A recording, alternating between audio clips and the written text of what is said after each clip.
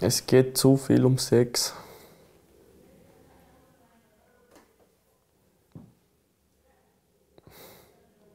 Also, keine Ahnung, aber bei mir auf jeden Fall nicht. Das kann nicht zu viel sein. Nein. Mir Gott sei Dank. Weil wenn es keinen Sex gab, dann war ich halt nicht da. Es geht zu viel um Sex. Ja. Natürlich kommt in den heutigen Medien, Filmen, Werbung überall viel Sex vor. Also diese Werbungen, glaube ich, machen ganz viel unbewusst mit uns Frauen. Du siehst überall in den Musikvideos, gerade die ganz berühmten und großen. Stimmt, die haben lauter so Videos immer mit Arschgewackel und so. In meiner Szene zum Beispiel, wenn ich das ansprechen darf, da geht es hauptsächlich auch fast nur um das.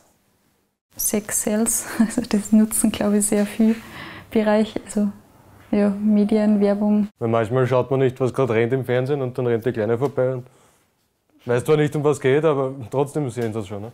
Es geht in der Welt echt schon ein bisschen zu viel um diesen Sex, der nicht mehr mit Liebe identifiziert wird, sondern mit diesem Spiel und Spaß. Und auch Prostitution würde ich da sehr stark hineingeben. Ich bin jetzt nicht nur ein Objekt, um jetzt da Männer anzutörnen, sondern ich bin eigentlich ich und ich habe viel mehr Wertigkeiten wie mein Äußeres. Mir kommt vor, es wird sehr viel tabuisiert und nach wie vor. Findest? Doch, also mir kommt vor, es ist Sex, Tod, das sind so Themen, die werden einfach, mir kommt vor, also nicht nur öffentlich, aber auch zwischenmenschlich irgendwie wenig besprochen. Nein, gar nicht. Da finde ich was. Ist meine Erfahrung, zumindest da am Land heraus. Okay. Ich bin der Meinung, dass es zu viel um Sex geht. Sex ist jeden Tag Thema, egal ob Social Media, egal ob Fernsehen, egal ob Poster an der Wand, an der Autobahn. Sex ist allgegenwärtig und das, obwohl Sex das Privateste der Welt ist. Gott sei Dank ist es allgegenwärtig. Willst du noch einmal zurückversetzt werden, 100 Jahre, wo Sex so ein riesen Tabuthema war, wo sich niemand getraut hat, darüber zu reden? Nein, es geht nicht so viel um Sex. Es ist ja nicht nur Sex, Männer und Frauen, es ist ja auch Frauen und Frauen und Männer und all. Ich glaube, da ist es auf jeden Fall noch viel zu wenig in der Öffentlichkeit. Manchmal bin ich peinlich berührt, aber es stört mich jetzt nicht. Nein. Hattest du schon mal gleichgeschlechtlichen Sex? Ist nicht mein Fall. Nö.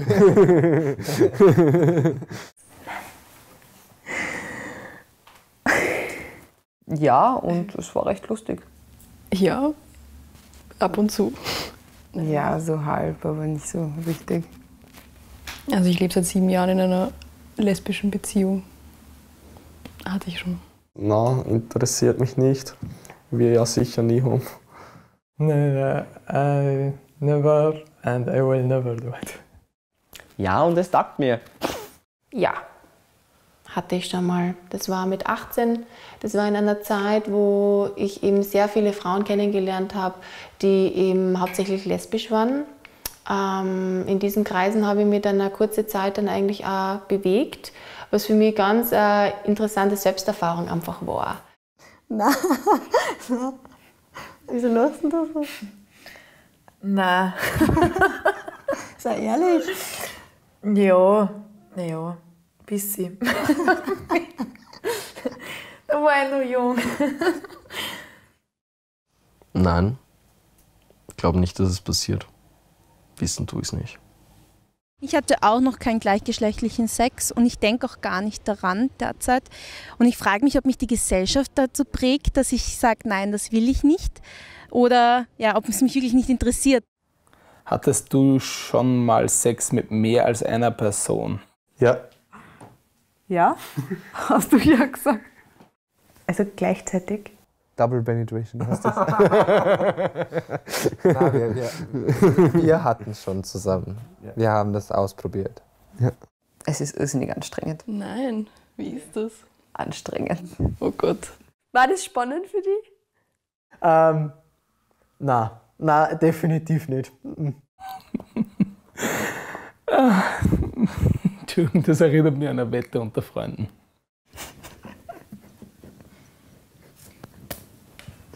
Ja. Willst du was dazu sagen? Vielleicht irgendwann, glaube ich aber auch nicht, dass das einmal passieren wird. Irgendwann mal.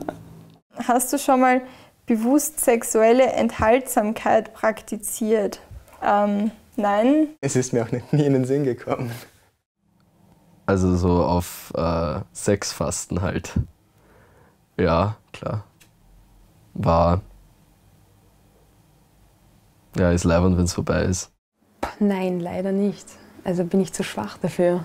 Nein, wenn ich was machen will, dann mache ich's. Habe ich.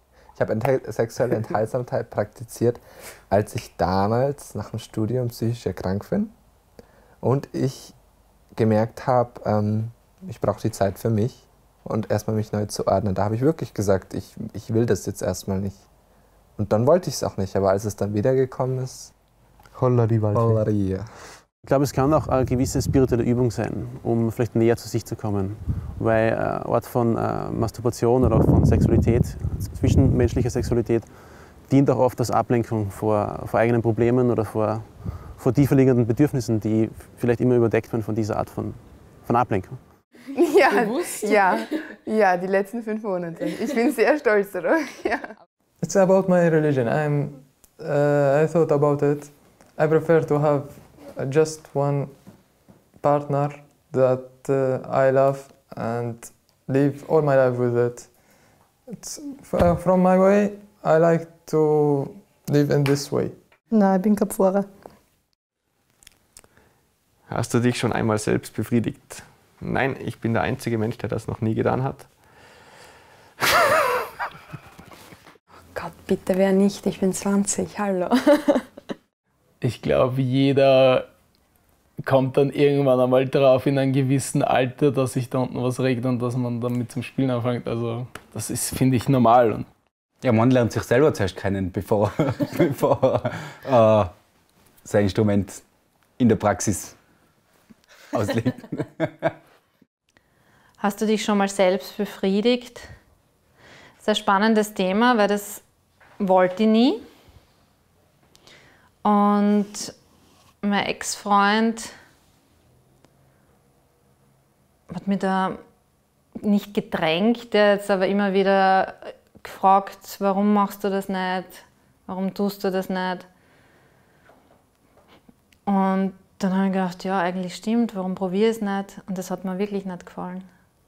Nein, es hat mir nicht gefallen, es gibt mir nichts. Und ich glaube, das darf man also sagen.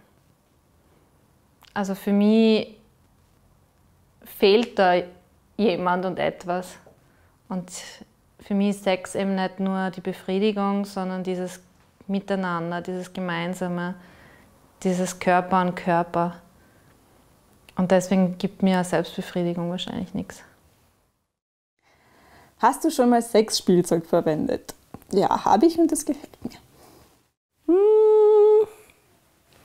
Tut das nicht jede Frau mal? Das sollte sich jede Frau unbedingt besorgen. Es ist was Neues, vor allem es bringt ein bisschen frischen Wind so in das normale Sexleben, finde ich jetzt da. Und es ist nur gut für einen selbst, finde ich. Und wenn man das dann auch noch mit einem Partner erleben kann, ist es noch viel schöner. Ich sage dazu, es ist meistens am Anfang ziemlich peinlich und von ganz viel Gelächter begleitet, aber ich finde, manchmal zahlt sich das ganz gut aus. Ja, gebe ich ehrlich zu, ist, finde ich, nichts Schlechtes. Wenn es wen taugt, sollte das machen. Es hat mir nicht gefallen. Leider, Sexindustrie hat wenig Nutzen von mir.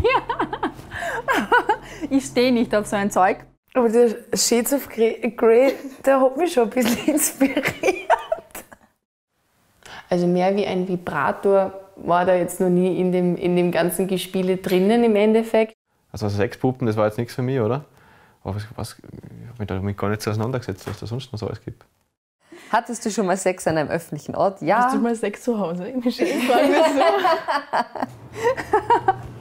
so. Ja, schon. Das kann schon was. In den wilden Jahren. Und es war spannend und lustig und man denkt zurück und hat ein Grinsen im Gesicht, so wie ich jetzt wahrscheinlich.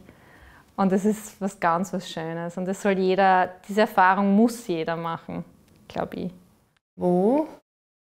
In der Umkleidekabine war es ja noch von einem Schwimmbad, da war ich schon mal. Ja, mein Gott, Gerade, wenn man man jung ist, gell, scheißt man sich halt nicht viel. Ja, im Wald, auf einer Wiese, das war voll schön.